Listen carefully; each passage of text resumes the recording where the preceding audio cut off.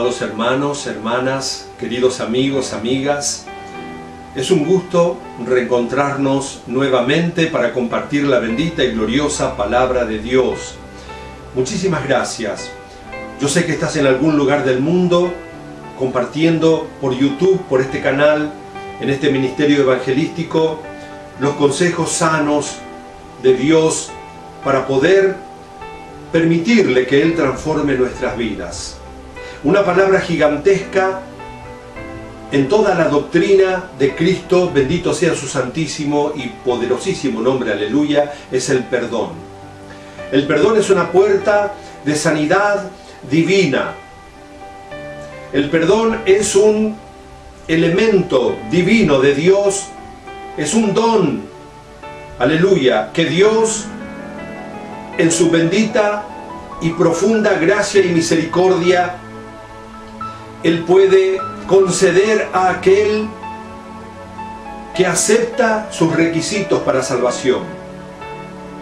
El Señor nos enseña sobre el perdón en el Salmo 103, versículo 3, cuando nos dice: tú eres quien perdona todas nuestras iniquidades, a través del salmista. Tú eres quien perdona todas mis iniquidades y sanas todas mis dolencias. Dios primero establece el perdón para sanar. Pero si vamos a Segunda de Crónicas, capítulo 7, versículo 14, hay una palabra preciosa de Dios que es la segunda pauta de sanidad divina del Antiguo Testamento, en la que Dios establece 4 requisitos para sanar, que quitan la careta al diablo en las falsas enseñanzas que dicen: envía tu mensaje de texto a este programa de radio y Dios te va a sanar porque Dios es bueno. Yo no quiero que usted lo tome a mal, que usted se enoje, pero Dios no sana por sanar. A muchas personas en las grandes campañas de siervos que son usados verdaderamente por Dios, ellos mismos cuentan después su testimonio: les sana muy poquitos, no les sana a todos. Ese es el misterio de Dios, pero Dios revela su misterio. En Segunda de Crónicas 7:14, Él establece las condiciones que Él mismo ha decidido, de su poder, de su gobernabilidad soberana, para poder sanarnos. Primero dice: si mi pueblo se humillare, donde mi nombre es invocado. La iglesia actual, la iglesia fiel, que permanece fiel a la sana doctrina, que es retenedora de la fiel palabra, como le dice a Tito en capítulo 1, versículo 7. Si nosotros nos humillamos en ese lugar y oramos buscando su rostro, no viniendo a un lugar a buscar la bendición: bueno, me sanás y me voy, muchas gracias. Me prosperás, bueno, después que me prosperaste ya me estoy alejando, me estoy entibiando. No, venir a buscar no la sanidad ni la prosperidad, venir a buscar el rostro de Cristo, porque Él es la sanidad, Él es la restauración, Él es la bendición. Y luego dice: y si te volvieres de tus malos caminos, entonces yo oiré, dice el Señor. ¿Usted está oyendo? Entonces yo oiré y te perdonaré y te sanaré. Aleluya. Mire cómo Dios establece primero el perdón. Ahora, amados hermanos, para poder ser perdonados por Dios, nosotros debemos primero hacer confesión de pecados. Hay personas, hermanos, que no se sanan en años en las iglesias evangélicas, que viven con los paquetes de medicamentos en una farmacia, que viven siendo depresivas y están en la iglesia. ¿Sabe por qué, hermano? Porque no terminan de convertirse al Señor, no terminamos de entregarle nuestro corazón a Dios, de hacer una sincera y verdadera confesión de pecado. Vamos a ver el Salmo, abra su Biblia, en el Salmo 32, aleluya. Vamos a ver desde el versículo 2, aquiete su espíritu. no detenga la palabra, no la mentalice, no la intelectualice. Déjela fluir a su corazón. Que esta palabra toque su vida. Y que usted tome la decisión en este momento de cambiar, de darle su corazón a Jesús. Y decirle, cámbiame. Heme aquí, tócame, transfórmame. Aleluya. Salmo 32, versículo 2. Bienaventurado el hombre a quien Jehová no culpa de iniquidad. La iniquidad es pecado, es maldad. Y en cuyo espíritu no hay engaño. Dice el salmista en el versículo 3. Mientras callé, envejecieron mis huesos. En mi gemir todo el día. Porque de día y de noche se agravó sobre mí tu mano. Se volvió mi verdor en sequedades de verano.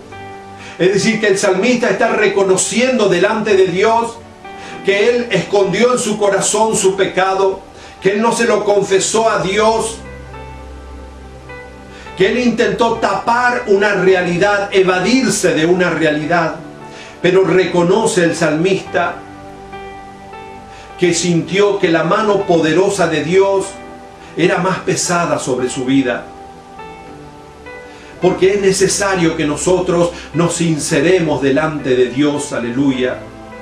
Que nosotros podamos reconocer, como el mismo salmista le dice al Señor, aún aquellos pecados que no sean ocultos, aleluya. Mira, hermano, cómo nosotros aprendemos en el versículo 5, cuando David le dice, mi pecado te declaré y no encubrí mi iniquidad. Es decir, el salmista sintió en su vida que su verdor se transformaba en sequedales, en un árbol seco que no daba frutos, era su vida. La persona que no confiesa delante de Dios su pecado, que no pide perdón, que no se arrepiente verdaderamente. Por eso Juan el Bautista anuncia en el reino, bautizaos en arrepentimiento para perdón. La persona que no lo hace, hermano, va consumiéndose en las manos del diablo, porque le da una autoridad tremenda a Satanás para operar en su vida. Es una persona que vive en maldición. No se asuste por esa palabra. Maldecir es decir mal, es hacer mal, es vivir mal. Y Satanás habita en la maldición, pero Jesús habita en la bendición. Y va a venir la bendición a la vida del creyente cuando haga como el salmista que dice, mi pecado te declaré y no encubrí mi iniquidad. Dije, confesaré mis transgresiones a Jehová y tú perdonaste la maldad de mi corazón. Aleluya. Dios no nos va a perdonar hasta que nosotros no nos dejemos ministrar por un pastor de Jesucristo en una verdadera iglesia evangélica. Contar nuestro testimonio. Si usted entra a la iglesia, al culto, apuradamente, dice, Dios le bendiga, entra, se sienta, está terminando el culto, ya se va, Dios le bendiga, hasta luego. El pastor es un desconocido para usted. Usted no va a mejorar su situación. Usted no se va a sanar. Usted no va a prosperar. ¿Sabe por qué? Si usted dice religiosamente, yo hablo con Dios, yo no necesito hablar con ningún pastor, porque Dios vive en mi corazón. Eso es una mentira bíblica. Bíblicamente es mentira, aleluya. Porque dice la palabra de Dios en el libro de Amós, capítulo 3, versículo 7. Nada hace Jehová el Señor sin revelar su secreto a los profetas, sus siervos.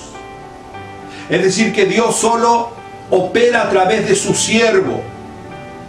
Por eso nos advierte de los falsos pastores, para que busquemos un verdadero siervo de Dios, al que Él usa, al que Él lo ha ungido para vendar los corazones quebrantados. Usted tiene que contar su testimonio a ese pastor de confianza y aprender a pedir perdón a Dios para poder perdonar usted.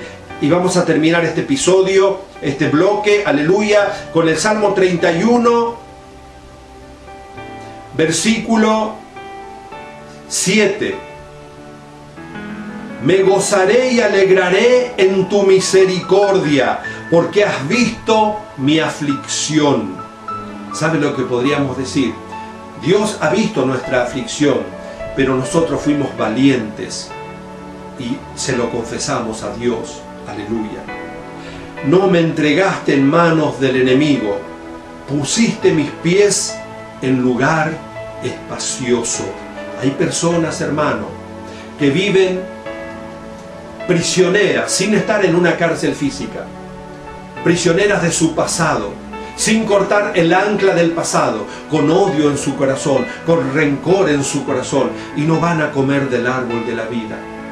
Y su nombre no va a estar escrito en el libro de la vida, pero usted puede cambiar esa situación hoy. Acepte a Jesucristo de Nazaret. Si usted está dispuesta, yo voy a hacer una oración con usted. Ponga su manito en el corazón y repita con nosotros. No lo haga de la boca para afuera, sino medítelo. Pero si usted ha sentido esta palabra ha tocado en su corazón, acepte a Jesucristo en esta hora y no le dé más lugar al enemigo para que siga destruyendo su vida. Señor Jesús, repita con nosotros, Señor Jesús, reconozco que soy un pecador, una pecadora. Y en este momento te acepto como mi único y suficiente Salvador personal. Te pido que anotes mi nombre en el libro de la vida. Por tu santa sangre preciosa, renuncio a todo contrato, contacto con Satanás, de brujería, curanderismo, hechicería, de idolatría, de celos, de envidia, de chismes, de murmuraciones, de odio, de rencor en el corazón. Te entrego mi vida, Jesús, y te doy la gobernabilidad de la nave de mi vida, para que me lleves a lugares espaciosos y de bendición. Bendice mi familia, mi descendencia, mis finanzas, pero, Padre, sáname espiritualmente primero. Que sea para la gloria de tu nombre. Gracias, Jesús. Amén y amén. Dios los bendice.